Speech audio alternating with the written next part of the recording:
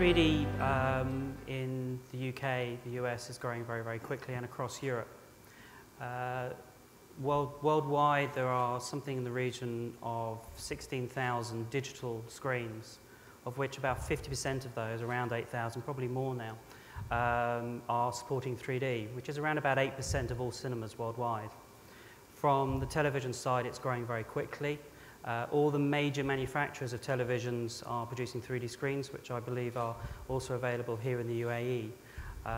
To couple with that, obviously it's great having screens, but you have to have content. So there is the early stages of 3D Blu-ray with the Hollywood features being released, and more content is being needed.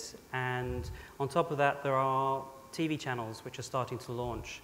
On October the 1st, Sky, which is the satellite provider in the United Kingdom, launched their 3D channel on the back of existing HD infrastructure. So from their point of view, they were able to launch a 3D TV channel to an existing market that already had HD without a costly increase.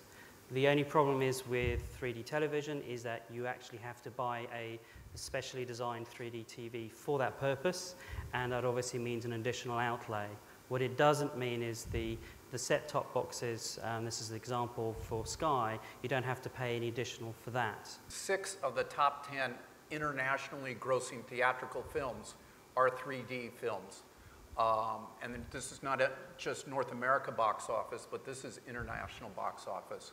So obviously there's a viability, there's a viable business model here that's been proven successful.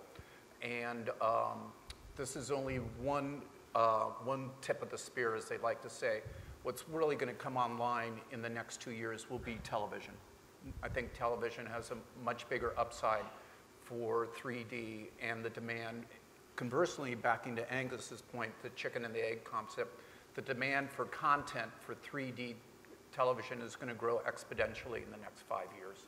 It's an old concept. It's been out, as I hear, a century ago. And it's basically the output to the hardware is getting much more accessible and easy to get nowadays. I mean, we've always seen the 3D through the blue and red glasses for a long time. And you know, you used to get the color distortion, but nowadays you can actually view it with full color, and it looks much nicer than it used to be. But again, from a 3D point of view, because I work in 3D, and it's basically the same concept of how you guys do it with the filming and all this. It's just the same principles. You just apply it in 3D. It's actually probably easier for us. There's much more technical on your side from what we do. When we launched 244 in Taj last year, the facilities were mainly for audiovisual production, regular television. Since the last year, a lot of people in the region are interested in producing in stereoscopic 3D.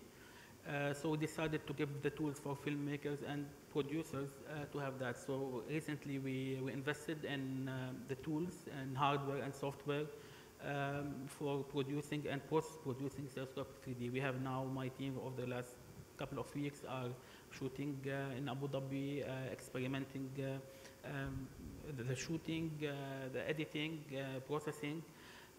And we invite the local and regional filmmakers to come and do that. When you're scheduling a 3D film, you probably need to add probably 10 to 15% more to your shooting days, first of all. And then the departments that are impacted most by the cost, the additional cost for 3D, camera, grip and electric with a knock-on effect, and then post-production and visual effects. The good news is these costs are coming down every quarter. I think there's just a practical process when shooting in 3D.